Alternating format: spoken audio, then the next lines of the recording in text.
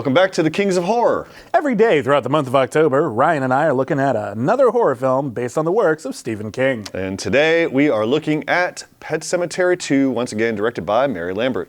Where Pet Sematary focused on adults dealing with a notorious Micmac burial ground, Pet Sematary 2 aims younger, putting angsty teenager Jeff Matthews in the spotlight. With his pal Drew, Jeff learns the ways of the burial ground that could bring the dead back to life, and thinks it might be a good temporary resting place for his dead mother. Pet Sematary 2 is definitely a product of its time. It's full of rock and roll. You'd probably be able to sell the soundtrack before you could sell the movie. This is a weird sequel. Mary Lambert kind of dismisses the maturity that she brought to Pet Sematary and amplifies the atmosphere, amplifies the visual panache, I would say, but I don't know, it just doesn't cohesively come together because of the teenager angle. It becomes really goofy and really silly. You know, here's the interesting thing for me, and I think it's kind of like what I observed with A Return to Salem's Lot, which is I think there's a fundamentally decent idea for a sequel in here, whereas the original Pet Sematary dealt with how adults deal with death and loss. Right. Here is how teenagers deal with their first experience with death. The adults in the first Pet Sematary had a lot of experience and a lot of baggage coming with it. These kids don't know what to do. Yeah. And so they don't view death as a permanent thing because here is this Pet Sematary that will bring everything back from the dead, and that leads to a lot of moral confusion. That's a good idea. Yeah. This movie is terrible. This movie doesn't explore that very well. It doesn't explore that. It's also inconsistent with the rules that were applied in Pet Sematary. Thank you. You have to bury your own. Clancy Brown can't bury someone and have him come back from the dead. That doesn't work. There's an interesting subplot, though, I like, where Clancy Brown is this abusive stepfather, and then he dies, and the kids decide to bury him so they don't get in trouble, and he comes back, and to the kids, he's actually a better dad now. I know. He's killing people, but at the same time, it's still an improvement. And that's sort of interesting, and there's a lot of interesting ideas in this film, but they're not explored very well. Right. You're right, and I think in trying to capture this teen mentality, she made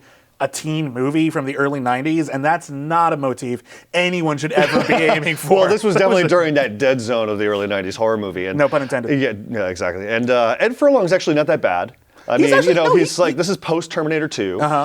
He's kind of playing, angsty teenager that he does so well. But he plays it well. He plays it well. Really well. What I want to comment on with this movie is it has a really vicious mean streak. There's a really nasty mean streak going through this whole movie, beginning with Ed Furlong's character runs into these bullies, and they become like a through line, through the whole thing.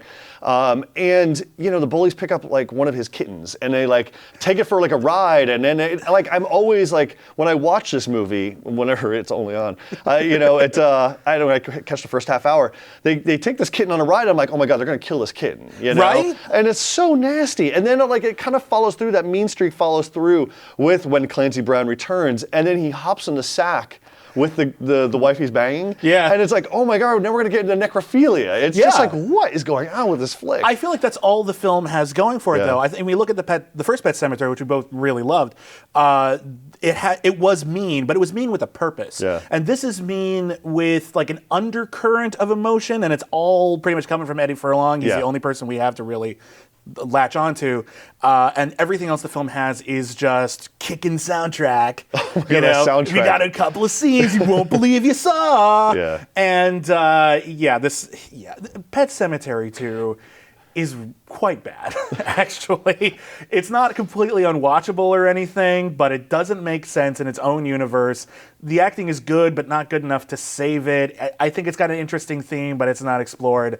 This movie gets one king. I think that this is a terrific background movie, something you don't really have to commit to. You don't have to commit to it. You don't have to, just sit down and take it all in. It's inconsistent. It's weird. It's got that rock soundtrack. However, I do like its EC Comics vibe, and I do like the atmosphere Mary brought to it. I think visually it's kind of cool. So I'm going to give it 2 out of 5 kings.